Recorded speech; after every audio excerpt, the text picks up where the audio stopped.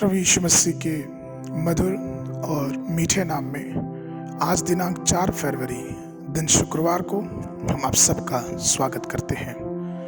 आज के दिन के लिए जो वचन है वह लिया गया है यहोशू की पुस्तक उसका 24 अध्याय उसका 15 पद।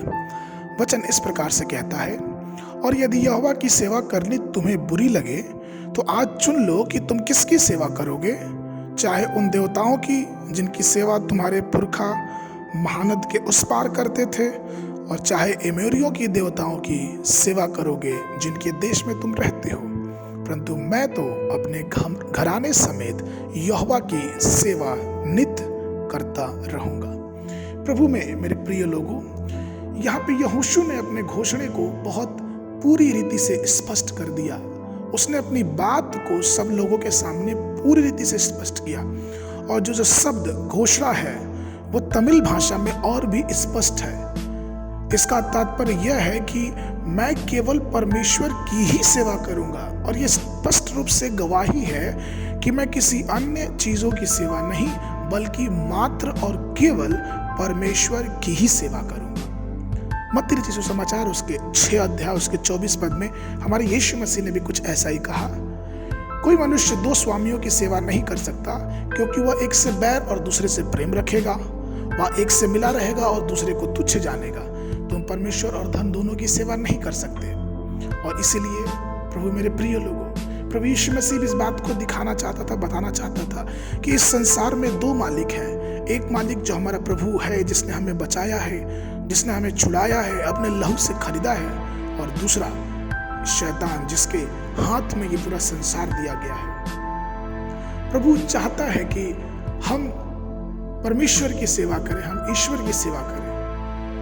और जब हम परमेश्वर की सेवा करते हैं तो हमें कई बातों का ध्यान रखना है। सबसे पहली चीज कि जब हम प्रभु की सेवा करना चाहते हैं तो हम अपने पूरे हृदय से, पूरी आत्मा से, अपनी सारी शक्ति से हम परमेश्वर की सेवा करें। हम अपना 100% परमेश्वर की सेवा में लगा दें। जैसा कि स्कूली बच्चे अपनी परीक्षा में 100% पूरा का पूरा नंबर पाना चाहते हैं, और किस रीति से अपने पूरी पढ़ाई को बहुत मन से, निष्ठा से वो पढ़ते हैं कि हमें वो पूरा नंबर मिल जाए, वैसे ही हमें और आपको परमेश्वर की सेवा में अपना सब कुछ समर्पित कर देना है। पहला सामुएल की पुस्तक उसका 12 अध्याय उसके 24 पद में वचन इस प्रकार कहता है, केवल इतना हो कि तुम लोग यहोवा का भय मानो और सच्चाई से अपने संपूर्ण मन के साथ उसकी उपासना करो, क्योंकि यह तो सोचो कि उसने तुम्हारे लिए कैसे बड़े बड़े काम किए हैं। तो प्रभु ने हमारे लिए बहुत बड़े बड़े काम किए हैं, इसलिए हमें अपना सर्वोच्च उसकी सेवा में लगाना है। दूसरी चीज कि जब हम परमेश्वर की सेवा करना चाहते हैं तो हम उसके भय में उसकी सेवा करें। भजनकार कहता है, भजन संगीता उसका 2 अध्याय उसका 11 पद, डरते हुए यहोवा की उपासना करो और कांपते हुए मगन हो जाओ।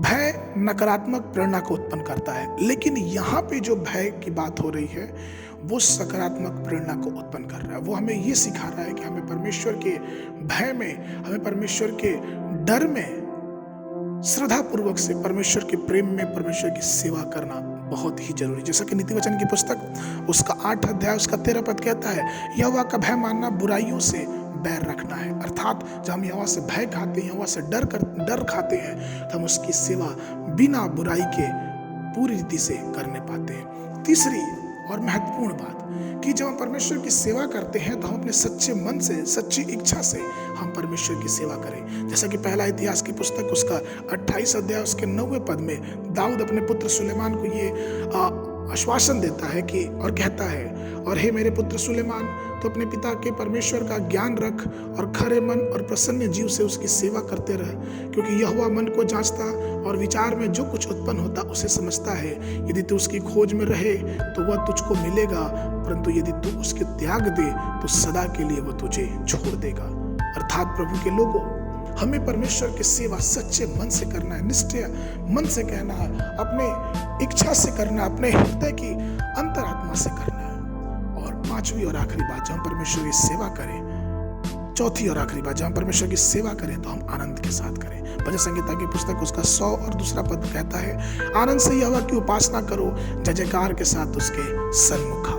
उसकी उपस्थिति में आनंद की भरपूरी है। तो आइए हम परमेश्वर की सेवा बहुत बड़े आनंद से, परमेश्वर की सेवा बहुत बड़े सच्चे हृदय से परमेश्वर की सेवा और उसके भय में होते हुए और परमेश्वर की सेवा अपने पूरे दिल और अपनी पूरी आत्मा से परमेश्वर की सेवा करें, क्योंकि उसकी सेवा में ही बहुत बड़ी आशीष हमको मिलेगी। आज के मनन के लिए जो पद है वो लिया गया है प्रेरितों के काम उसका 20 अध्याय उसका 19 पद। अर्थात बड़ी दीनता से और आंसू बहा कर और उन परीक्षाओं में से जो यहूदियों के षड्यंत्र कारण मुझ पर आ पड़ी है, मैं प्रभु की सेवा करता ही रहा। परमेश्वर आप सबको बहुत बहुत आशीष दे।